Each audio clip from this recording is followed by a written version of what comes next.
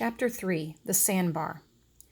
The fog rolled along the sandbar and out over the water, and suddenly Elmer shouted, "There, behind you! Look at the pretty little green island!" "But Elmer, I can't move! Oh, Elmer, I hurt all over!"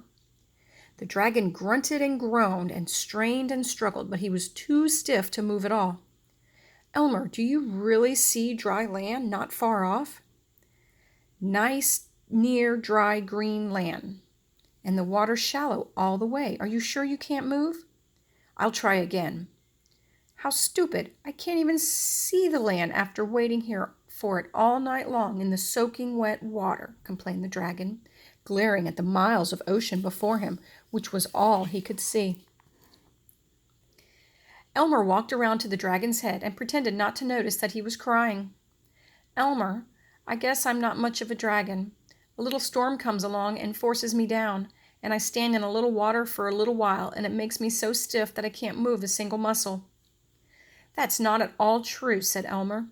"It was a very big storm, and you stood in a lot of cold water for a very long time. And besides, you're only a baby dragon, and you're not used to flying long distances. And just as soon as the sun dries you off, you'll be unstiff again. Have another lollipop." "Thanks, Elmer. But you'd better get unstiff pretty quick, because the tide will come in and you'll be up to your stomach in water again." "No, no," whimpered the dragon. "Well, I'll hang on your neck and see if it will bend," suggested Elmer.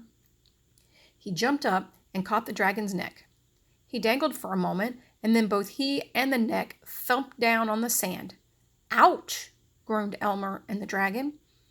"Now, can you see the island between your legs?" The dragon carefully curled his head under to look, and then he shouted, "I see it now, Elmer. It's really there. What a lovely little dry island. Now help me limber up my right front leg." Elmer pulled very hard on the dragon's right front leg until it would bend. Then he worked on the left back leg, and the left front leg, and the right back leg, and started all over again with the right front leg. At last the dragon could turn around and walk. By now it was hot, and steam rose up all along the dragon's back as the sun beat down on his water-soaked wings. Elmer started for the island, and the dragon hobbled slowly behind. They went along the sandbar as fast as they could, and then waded into the shallow water. Elmer was still wearing his black rubber boots, but the dragon muttered, "I hate oceans," as he splashed along stiff-leggedly.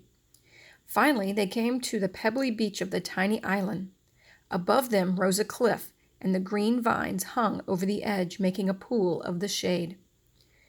Elmer and the dragon sat down and ate 15 tangerines, leaving 43 more in the knapsack.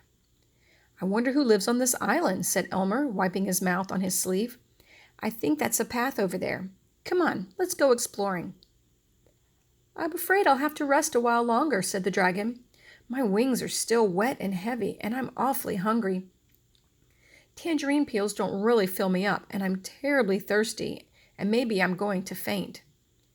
"Then you rest here in the shade while I go look for food and water," said Elmer, as he picked up his knapsack and went off to follow the little path.